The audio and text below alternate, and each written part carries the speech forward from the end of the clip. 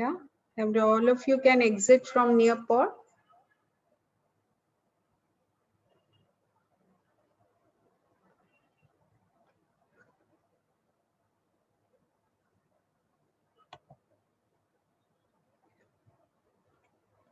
So in the last class, so we'll now continue with the dispersion part that was remaining from signal transmission characteristics.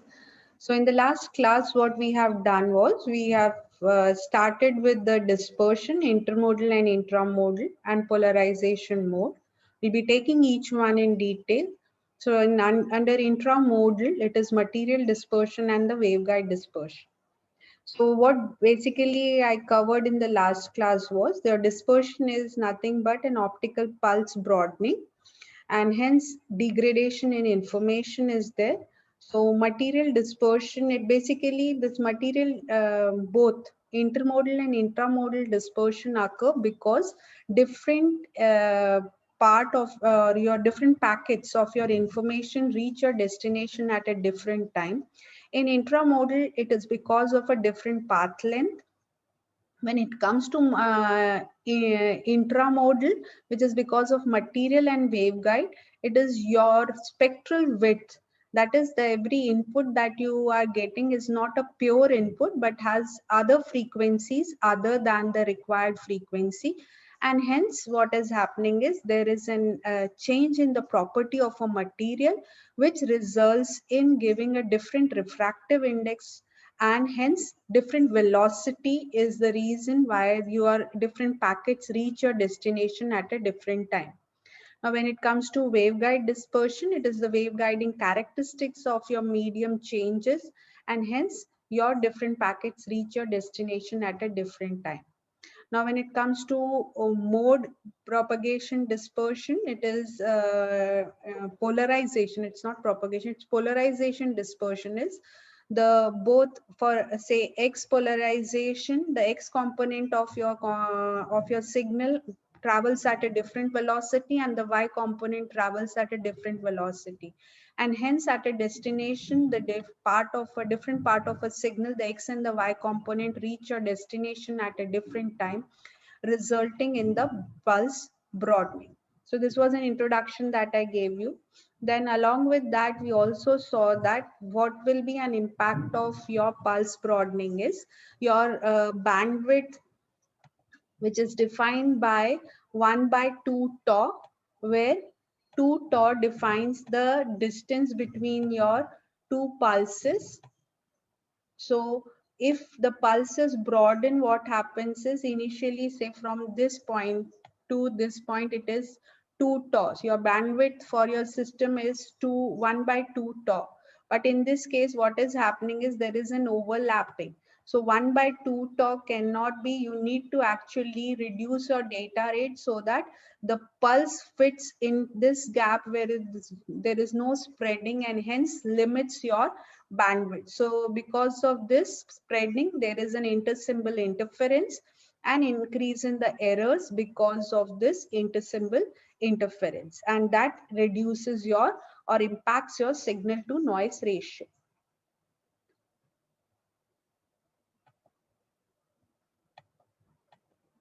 The next part that I covered was, this was already done. So as till a certain limit, you can say that this pulse broadening is acceptable till you are able to recover what you are sending.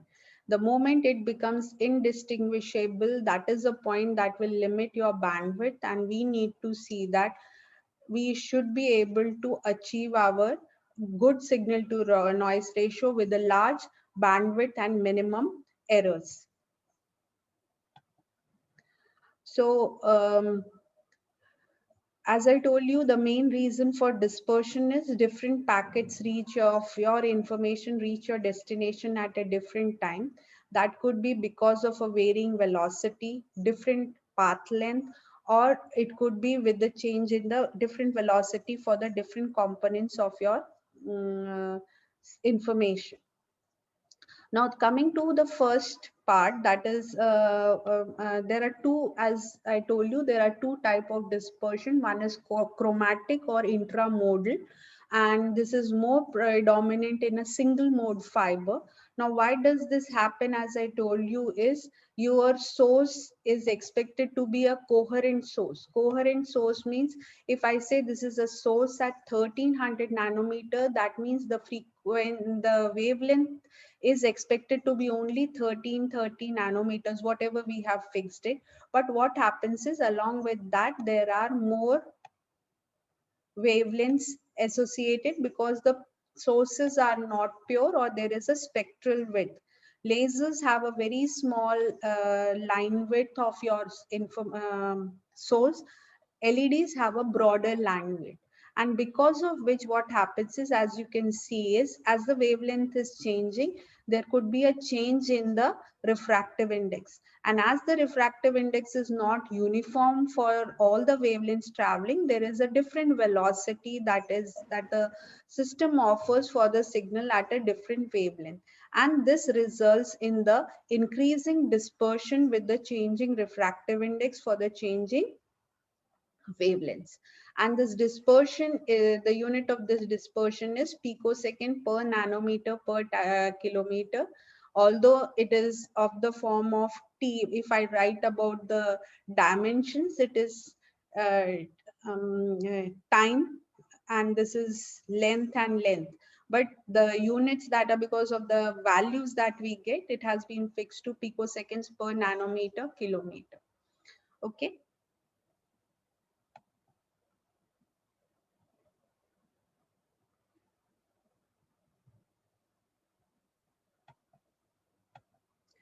Okay, now when we talk about chromatic dispersion, the first one is a material dispersion. Now, material dispersion is something which is a property of a material, and actually it cannot be adjusted, and it can be to a certain extent we can shift the points, but not necessarily we can make it zero. So if I look at this plot, as I showed you last time, this is a variation, change in the wavelength and the dispersion. So if we make a material dispersion plot, we find that material dispersion is zero at around 1.28 micrometers or 1280 nanometers.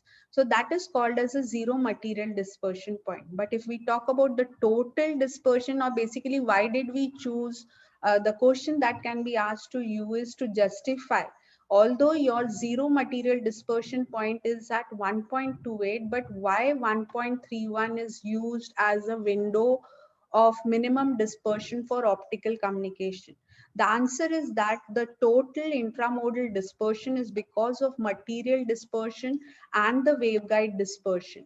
And the total dispersion is the sum of the two, which gives us that the minimum or a zero dispersion, chromatic dispersion, I should say, the zero chromatic dispersion is around 1.31. And that is the reason why we have selected this window for optical communication, because of minimum dispersion. Now, there are chances that by doping the material, we can shift this point to a higher wavelength so that we get our minimum dispersion at 1550. Those fibers, these are called as non-dispersion shifted fibers, NDF.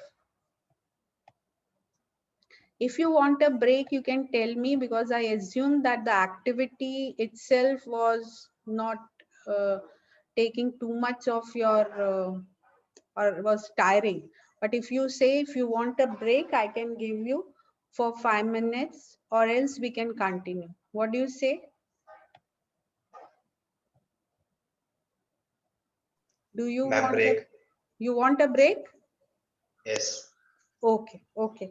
So it is 10:33. Okay. So we will meet at 10:40. Okay. Yes. And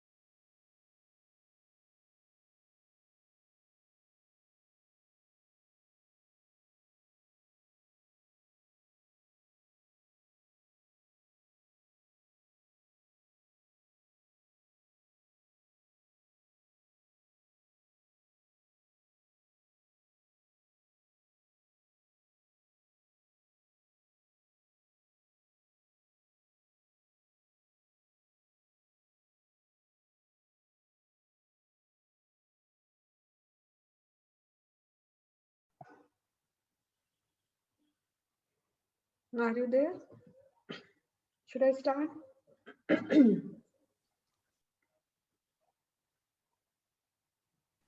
Yes, ma'am. Yeah. Okay. Okay, so we were at this slide. This slide is to make you understand that when we are talking about total dispersion calculation, it is the sum of the impact of all the contributors, the material dispersion and the waveguide dispersion. Okay, so material dispersion is actually a non-adjustable property, and therefore it is the fibers with a zero material dispersion at 1.28 micrometers are called as non-dispersion shifted fibers. And this material dispersion properties, they are basically the waveguide design, depends upon the propagation properties of the fibers, and therefore we can say that they can be adjusted.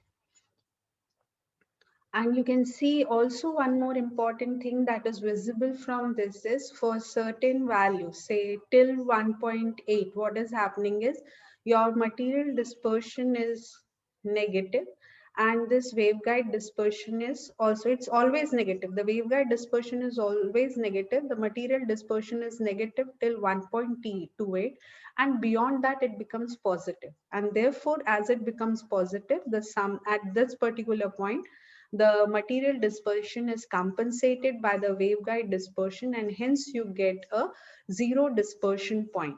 And that is the reason for selecting 1.31 or the higher wavelengths for your dispersion. Why? Because here the material dispersion is positive, waveguide dispersion is negative, and therefore the net effect is always a value which is lesser than the value that you will get it at the lower wavelengths, right? This is the reason, this you can say that another advantage of using the higher wavelengths for your signal transmission is because there will be, and if you are able, as since this is adjustable, if you are further able to make it negative, there could be a point where you could actually extend this total dispersion point to a higher wavelength that we'll consider later. Those are called as dispersion shifted fibers, when you are able to change this or play with this waveguide dispersion to shift this total dispersion point to a higher wavelength. And that is how you could start using your 1550 nanometers for your signal transmission. Now, this will be only effect in the single mode fibers, but in multimode fibers, along with chromatic dispersion, you have intermodal dispersion. So what is the basic reason for dispersion? As I told you, it is the different speed between the different wavelengths that are traveling that will cause it to arrive at the end at different times. So longer is the distance, means if I'm talking about a longer distance signal transmission, the effects will be more worse because the dispersion will be larger for longer distance. So therefore, we also have an option of fibers called as dispersion compensation fibers, denoted as DCF. What they do is, as the dispersion is becoming increasing and becoming more and more positive, what these fibers or what they do is, they are kind of a patch of your fiber where the dispersion is negative, and hence it compensates for the dispersion in the fiber. So you can say that this could be a DCF fiber. Whatever is your, say, broadened pulse coming at the input, so what is done is at the output you get is a rectified pulse, that is with a reduced dispersion because of this fiber characteristics, which has a negative dispersion, and that compensates for the positive dispersion existing in the pulse.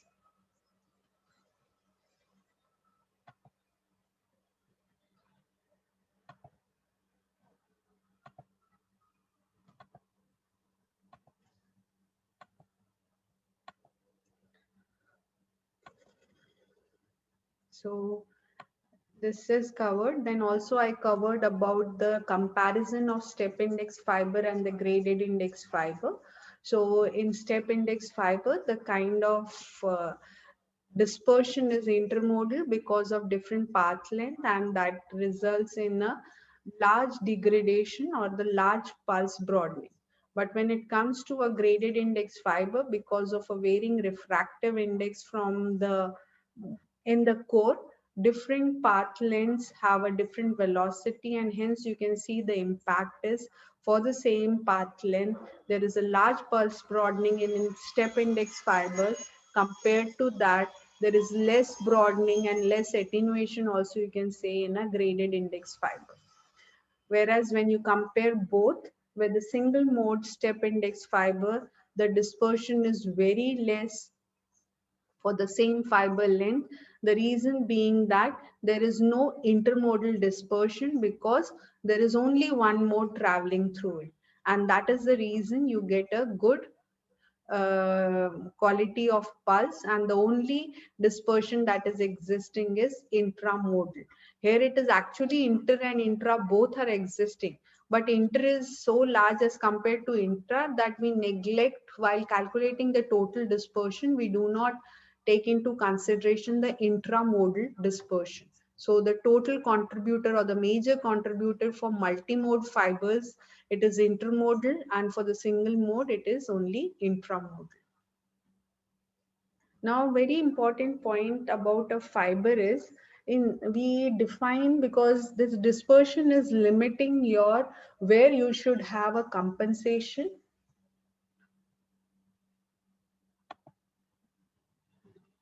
So this dispersion is actually limiting your distance that should be there between the two repeaters. Why? Because we need to actually rectify our pulse quality so that we are able to recover it. Otherwise, as I have shown you, there are chances of losing the information. So instead of talking about only bandwidth, which tells that what should be your pulse width that you should be transmitting, we define a term called as bandwidth length product, the unit of which is nanoseconds per kilometer. So that will help us to all, because this is a constant product. The bandwidth length product is constant, as you already know, you have already studied it.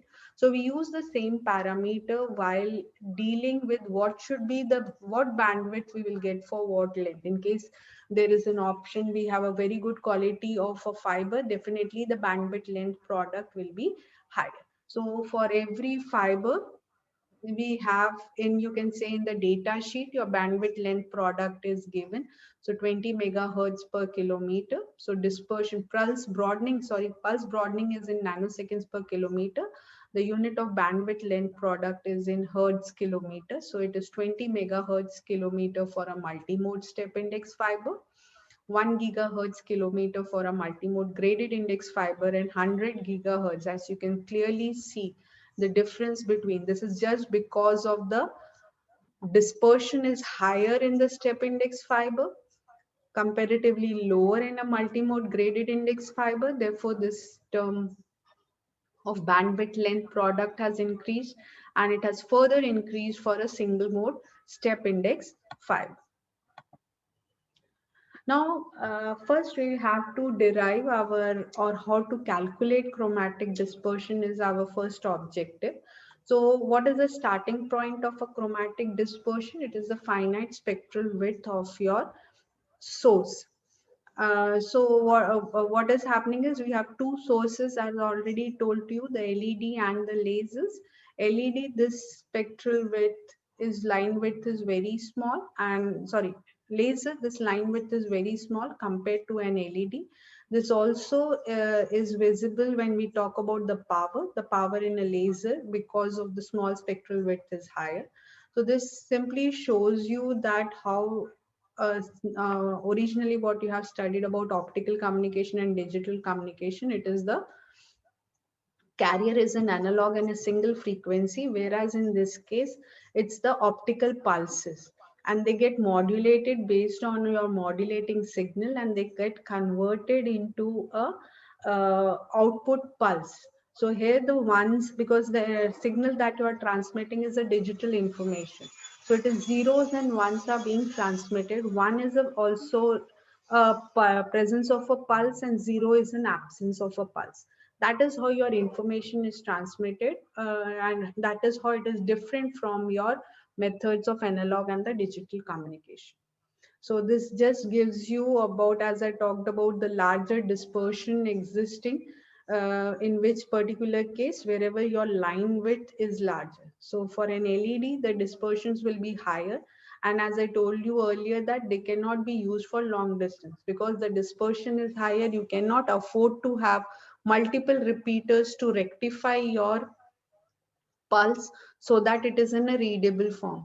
Instead, you prefer using these lasers with such a small spectral width, and therefore the smaller is the spectral width, the more perfectly monochromatic source that you are getting, perfectly coherent source with a single wavelength is your requirement. So that will have, you will have only if you have a small spectral width.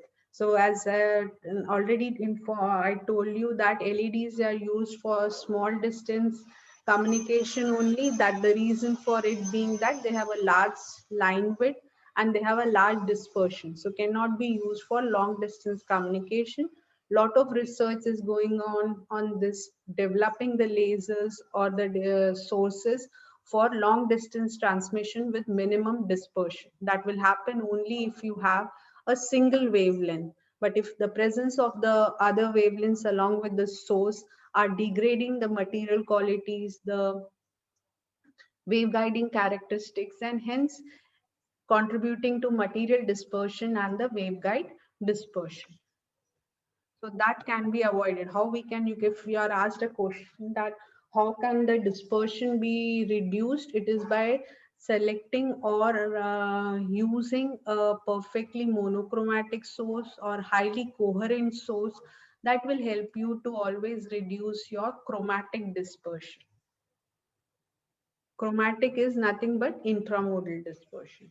This was to show the impact of material dispersion, the light launch condition. As an LED, you accordingly, your whole fiber, the power is distributed over the whole fiber core, and there are chances of the energy being coupled into the cladding also. So it is highly focused near the axis, and this is further focused. So as I told you that for a single mode transmission, it is the axis, the power needs to travel along the axis. So this is perfectly able to couple the energy around the axis so that there are minimum dispersions and degradations.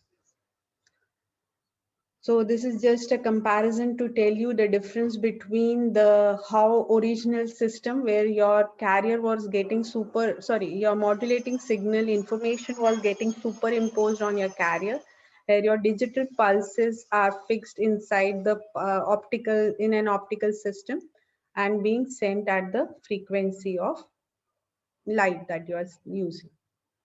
Now coming to what is the basic problem that occurs is, or why does this happen is, there is a different, every frequency will have a different velocity. There is a phase velocity, as I have already explained. Every wavelength will have a different velocity, and when you couple them together, there will be defining a new group velocity, and because of which there will be a problem of pulse broadening. So first thing is, we will see what is an impact of this group velocity on the waveguiding characteristics. The important point to remember here is that when will this material and the waveguide dispersion happen is, waveguide dispersion happens when the second derivative of your propagation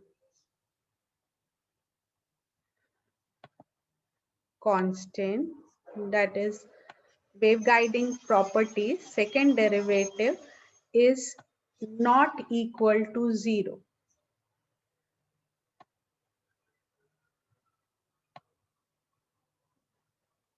This is where we were there in the last class, and we were doing the proof. Okay, so when this is a non-zero quantity, the second derivative of your propagation constant with respect to wavelength is a non-zero quantity, then you have this waveguiding dispersion existing in it. And the material dispersion is because when the second derivative of your refractive index with respect to your wavelength is a non-zero quantity. So in both the cases, what is happening is whether it is material dispersion or the waveguiding dispersion. In the material dispersion, it is your dispersive property of a material are changing for the different wavelength.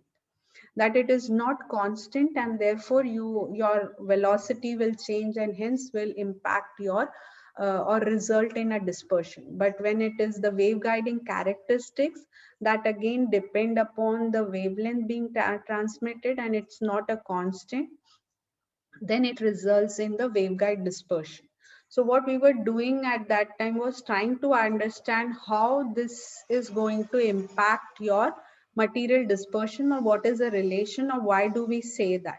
Now, as you can clearly see this term here, now when this is a non-zero quantity, you are going to have this waveguide dispersion. Now, how did we come to this is, which I was doing in the last class.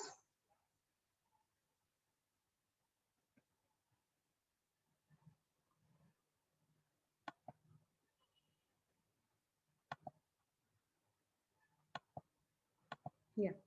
So basically we have to first calculate a group delay, which is nothing but 1 by Vg, where Vg is the group velocity. Now we know what is the formula for a group velocity as was shown in the previous slide. It is Vg is equivalent to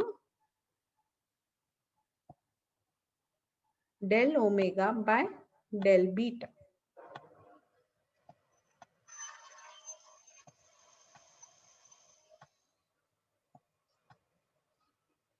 Or since we are interested in finding the group delay, it is equivalent to del beta by del omega, inverse of it. Now, as I have already proved a similar expression, what we will do is we'll split it into two parts. That is the waveguiding properties by lambda into del lambda by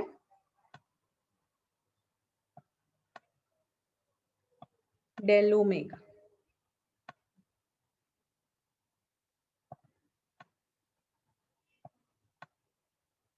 We know that omega is equivalent to 2 pi f, which is equivalent to 2 pi c by lambda. Correct? I think I should use not this.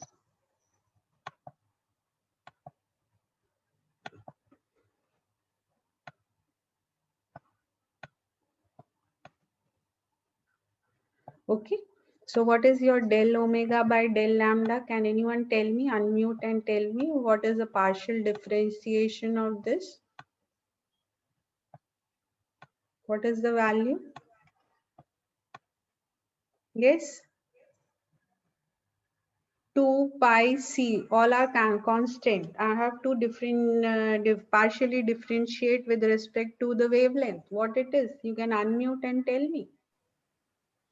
Correct. It is minus 2 pi c by lambda square. Correct.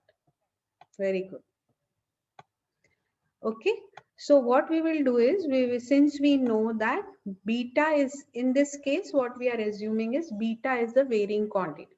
So we'll not expand the expression of beta, we'll keep it as it is. So the expression of tau g becomes, by substituting the value of del omega by del lambda here.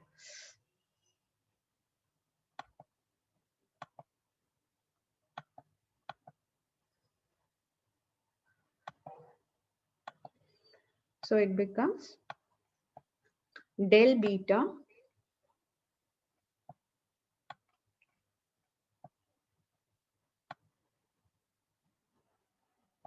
by del lambda into lambda square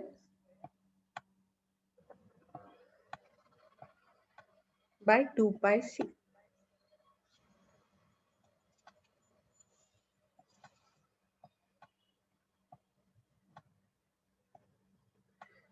Now this is for a unit length, right? So if we have a fiber of length L, so what will happen is this needs to be multiplied by L, right? So that's denoted by tau m. Actually, it's not Tg, it's tau g. There I was not getting anything.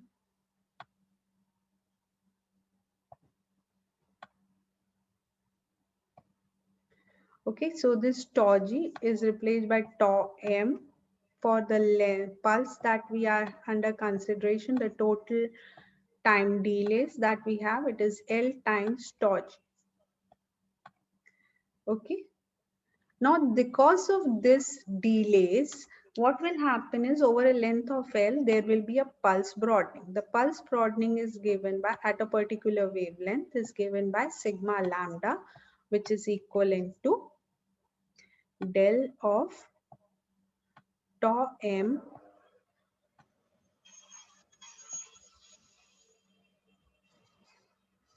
by del lambda.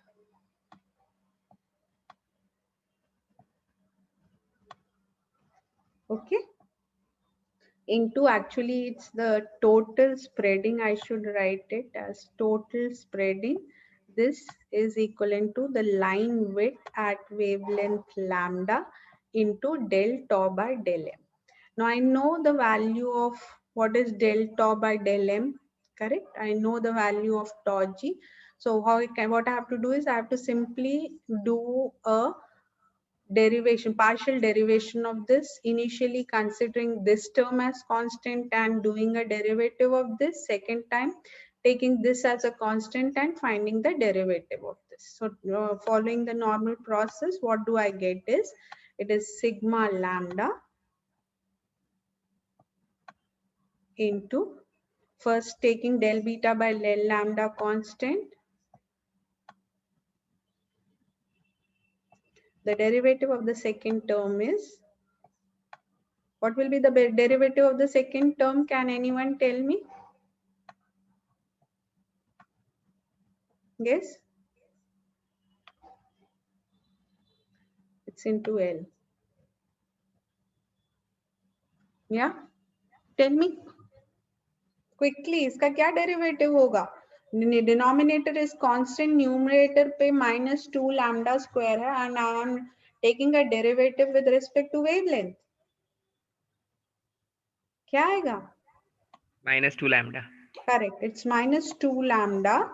Lambda square का derivative is 2 lambda. Minus sign remains. It is 2 pi by, sorry, 2 pi c. Okay. Now the second term, it is minus lambda square by 2 pi c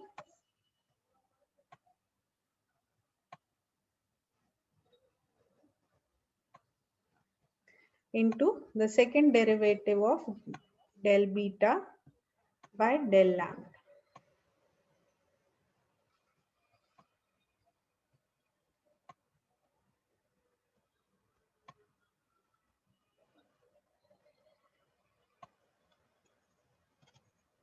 And therefore you find that this is a term that will be, if it is not zero, I'm not able to see. That is why they say that the second derivative of your beta should non-zero term, then only you will have a dispersion because of wave guiding. But definitely this is something which can be changed with your wavelength. As you can see, it has a large dependence on the wavelength, and accordingly as the wavelength is changing, we will be able to get a different pulse spreading for this particular case. Is it okay? This derivation, last time the mistake was the formulas are the same. I only substituted for beta, but beta itself was changing. We need to keep it as it is. The rest is the same. Is it okay? Yes or no?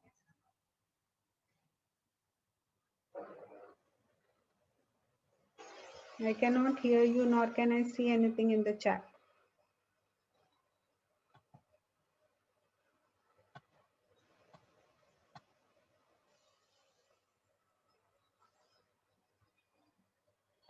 Yes, you can reply. Is it okay?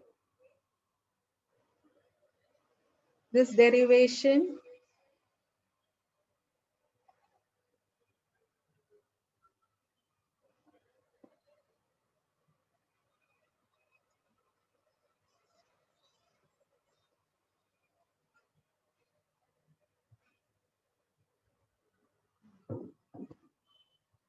Are you listening? I'm asking you some question. Should I proceed? Yes, ma'am. Yeah. Okay. So what we'll do is going to the next slide. I need to clear this. Okay, now material dispersion is what is your different wavelengths, as I told you, will have a different refractive index. And different refractive index, as I told you, the refractive index gives you the relationship of the velocity of a light in a material divided by the velocity of the light in the vacuum. So definitely as the material properties are changing with the different wavelengths, every wavelength will experience a different velocity. So when we were talking or calculating our intermodal dispersion, it was the same velocity because the material refractive index was the same. It is only the path length that was different. Now, even if the path length is the same, what is happening is different part of the information traveling at a different frequency or different modes at the different frequency, because you have input frequency itself having some sideband frequency is also existing. What will happen is they will experience a different dispersion because of the different in your refractive index. So the material dispersion, as I said, for this exists when you have the second derivative of your refractive index with the wavelength, a non-zero quantity.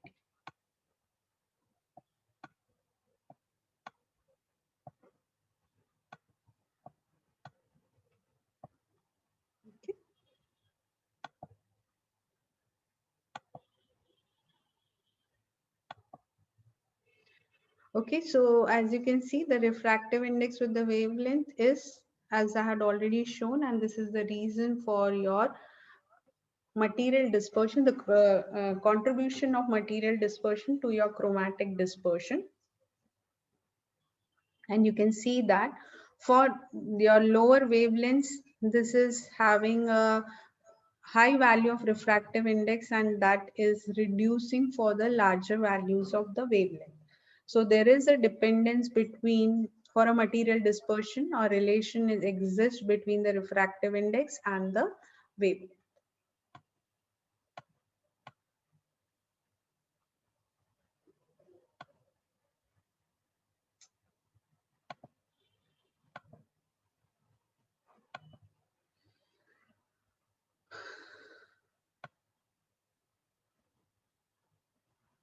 Now we have to now again derive, as I have already told you, second derivative is a non-zero quantity.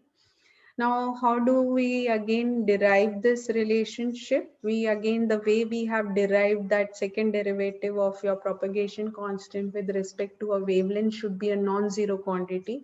The same thing has to be done for your material dispersion. Now here the starting point is your, now you, there we assume that your refractive index is not changing, and hence we could take the velocity simply as c. N by c, that is a constant velocity we took, because assuming your refractive index is a non-varying. But when here what we have to do is we need to take your not instead of this phase velocity, we need to take the group velocity. I hope all of you have this relation. We have already derived in our first chapter itself when we were comparing the graded index and the step index fiber, or when I was explaining you the phase velocity and the group velocity. So your velocity is nothing but n by c, correct? So n by c, where n is not a constant, but it is a parameter which is changing with time, and this is called as ng, that is a group refractive index. Okay, so tau g, which is del beta by del omega, you get this relation.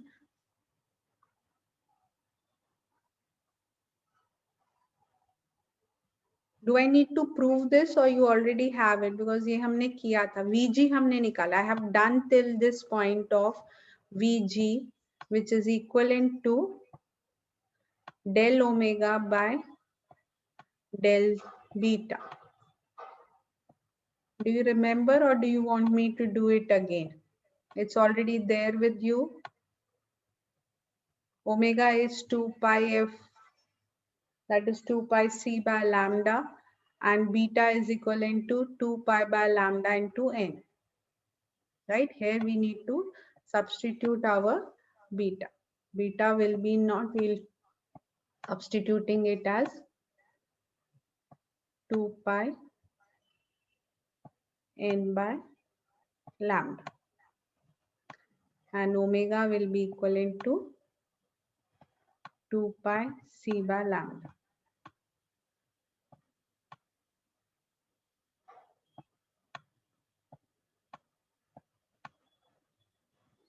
Is it okay? Should I use this equation directly or you want me to prove it? Tell me. अरे बाबा बोलोगे नहीं तो मुझे पता कैसे चलेगा? What? Yes, Riya.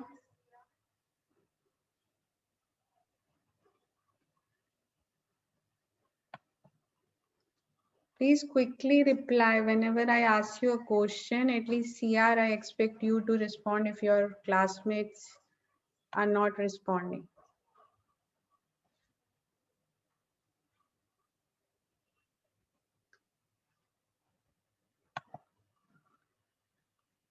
Okay, I'll just derive it again. तो हमारे को वही हम लोग का relation रहेगा. It is del omega by del lambda into del lambda by del beta.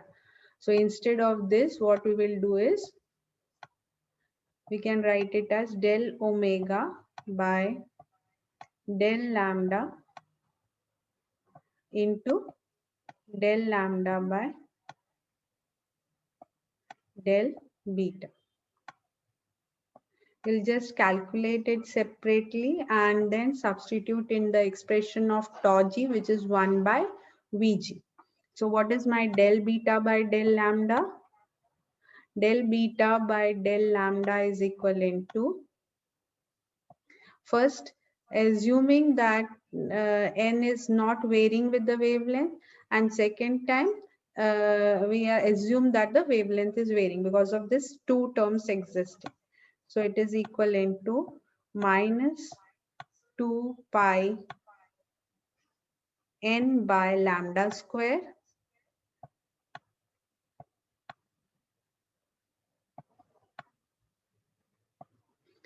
plus 2 pi by lambda into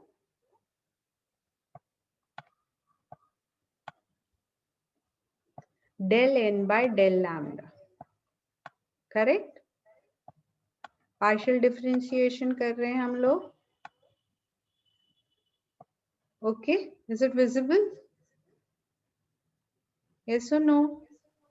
Yes, ma'am. Yeah. So once you have this, what I can do is I can take out 2 pi by lambda square outside and I can write it as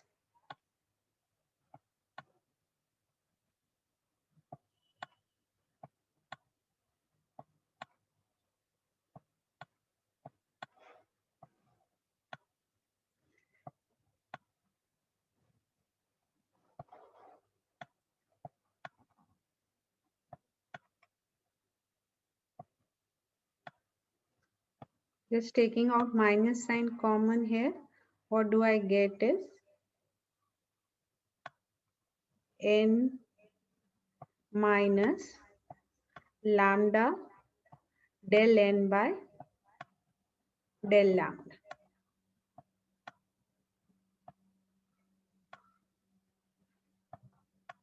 Okay.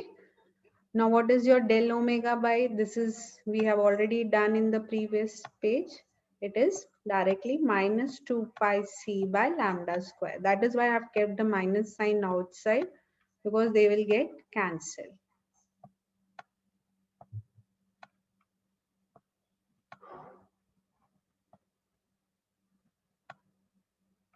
Okay. So when I take the inverse ratio of del beta by del lambda, what will you get? अगर आप del beta by del lambda by del omega by del lambda करेंगे, relation लेंगे, that is your tau g. What are you getting? Just substitute this and tell me, are you getting this equation? जब आपने ये दोनों को relation को this divided by this किया,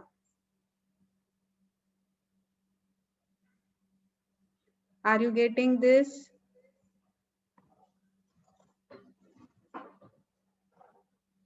Quickly tell me, I have to complete this derivation. Yes, we're getting this. ये simple ratio लेना है. हाँ, ठीक है. Now once this is done,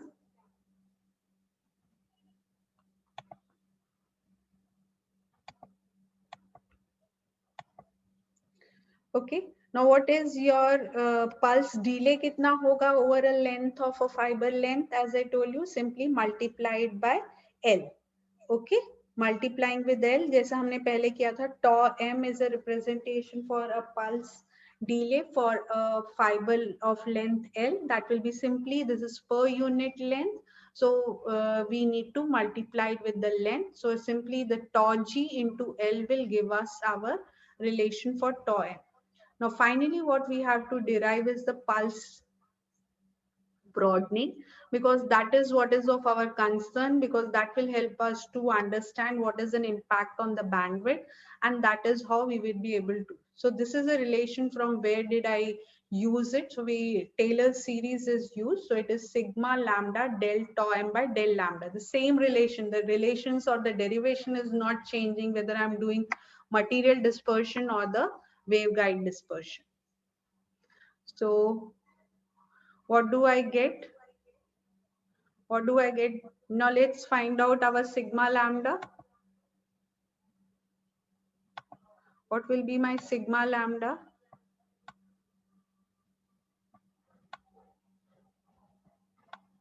Pulse broadening will be equivalent to sigma lambda into del of tau m. We know tau m, we know. We need to find out the second derivative of tau m. So if I look at my expression,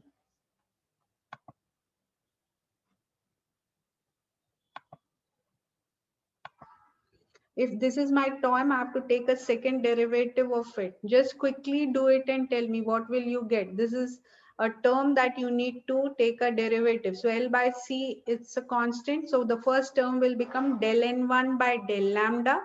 And in the second term, taking lambda as a constant, it will be 1. So it becomes minus del N by del lambda. And the second part, taking lambda as a constant, it becomes my del square N1 by del lambda square. So I'll quickly do this part. So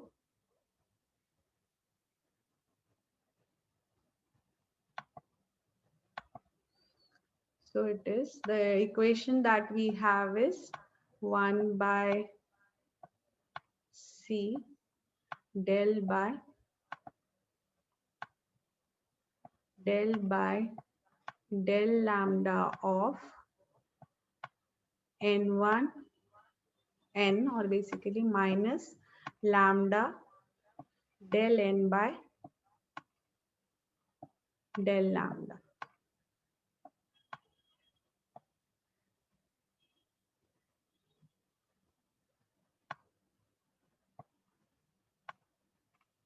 Okay, this is, I don't know what it is.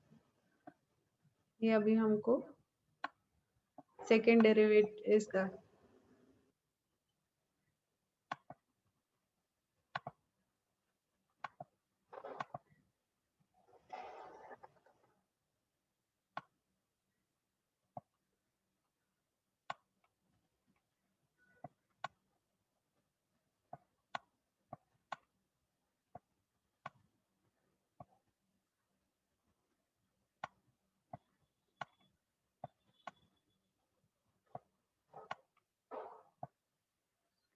Okay, so it comes out to be sigma L by, sorry,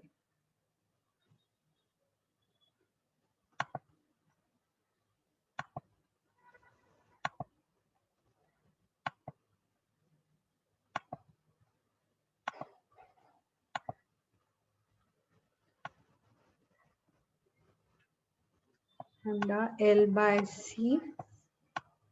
It will be del N1, that is a core, N1 by del lambda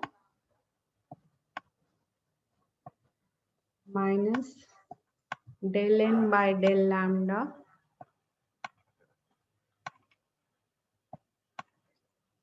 into second derivative of lambda into second derivative of N by lambda.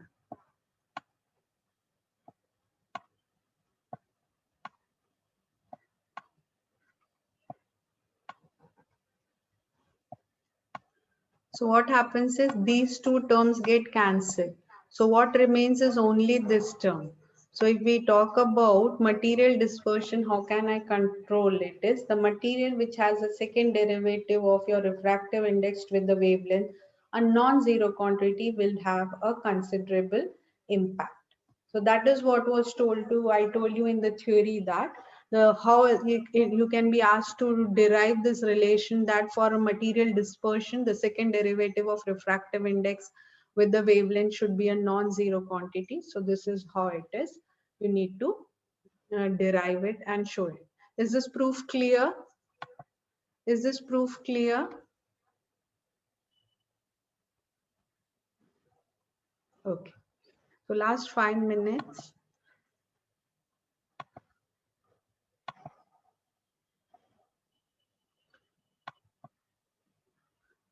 So this is what is the relation we derived. हमने भी यही किया है. And then it is material dispersion. It's absolute value that, as I told you, it's a positive quantity that we get every time. And finally, the material dispersion is calculated by using this, or material, or not material dispersion, this parameter is called as a material dispersion parameter M. Normally, this is a property of a material.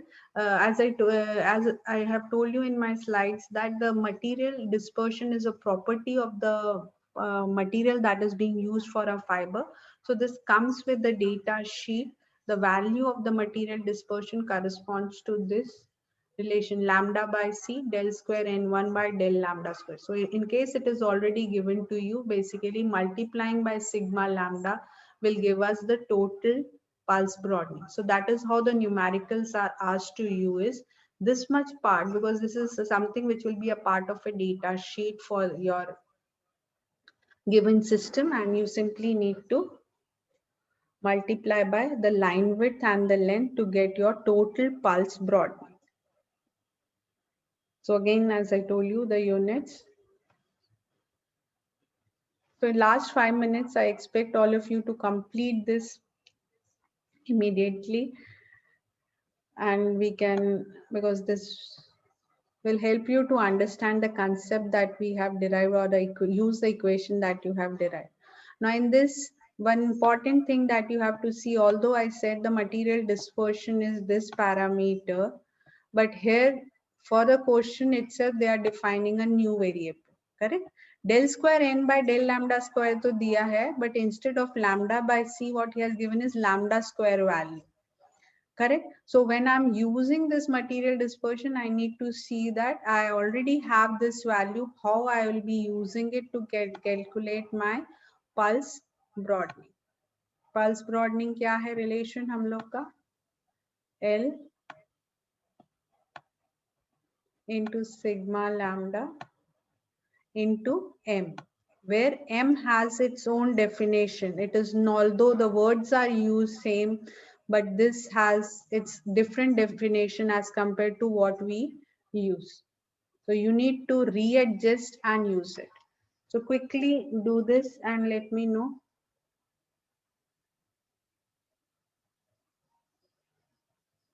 So you have to determine the material dispersion parameter, that is this M has to be defined, found out first for a given material dispersion relationship for a given particular wavelength, and estimate the pulse broadening per kilometer, means L is equivalent to 1 with a spectral width of 2 nanometer. मैंने sigma lambda दिया, पहले M निकाल लीजिए and simply L is 1, sigma lambda से 20 nanometer से multiply with it and you will get your pulse broadening. Tell me what is M? M कैसे निकालेंगे? आपको del n square by del lambda square दिया है into lambda by c चाहिए. तो एक lambda numerator में extra है, that I need to replace it by 0.85 micrometers and divide it by the velocity of the light.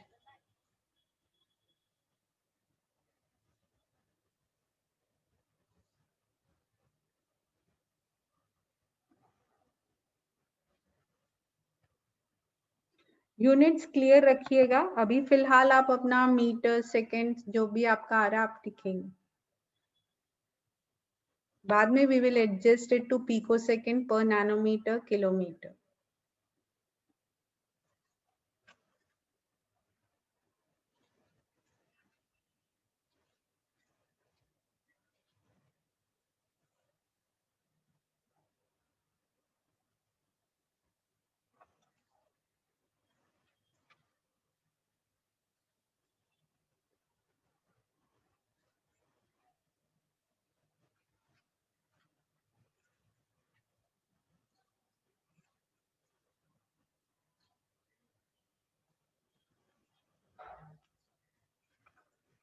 Yes, what is the M that you are getting?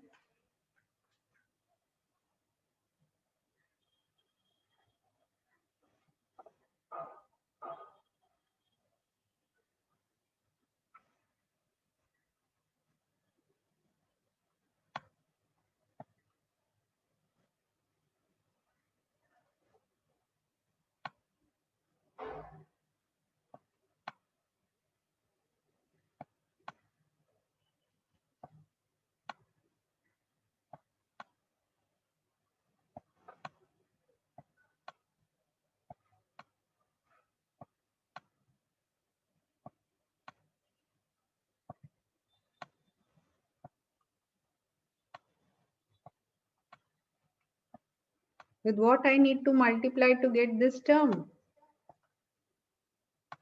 Simply I have to multiply this by denominator में, right? So this value you know, it is 0.025. You know the value of wavelength 0.85 micro and C is 3 into 10 to power of 8 meters per second. If I want to keep it in kilometers, it is 3 into 10 to power of 5.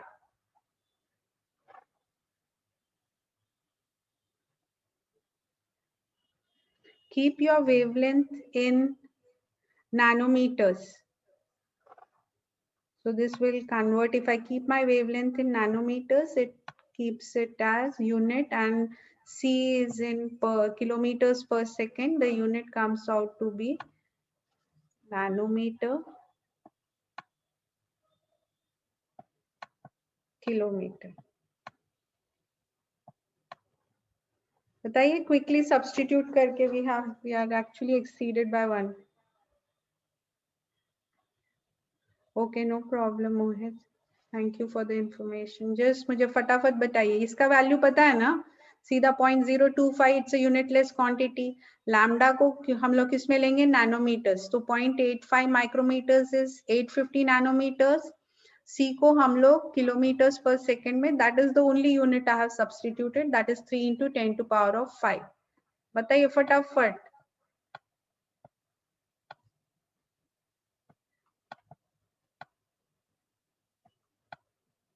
Are you calculating?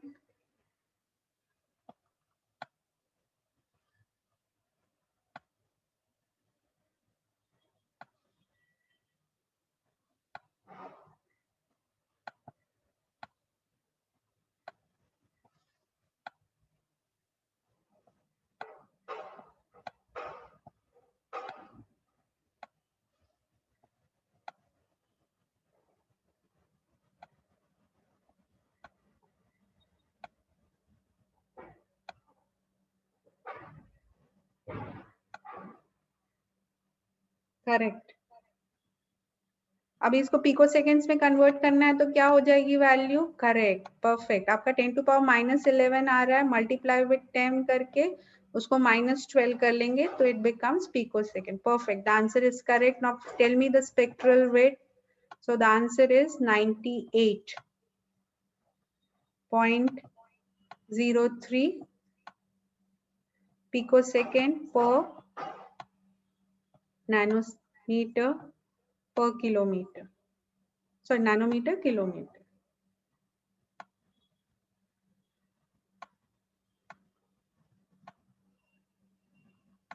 Spectral width कितना होगा? Multiplied with 20 nanometer. सीधा nanometer से करिए तो it will be picoseconds per kilometer, the unit will be. Unit L कितना है? L is 1 kilometer. ठीक है, तो किलोमीटर भी चला जाएगा, राइट? यूनिट में किलोमीटर चला जाएगा। Spectral width is in nanometer, so the unit of sigma m will be, the pulse broadening will be picoseconds. कितना होता है? 20 into 98.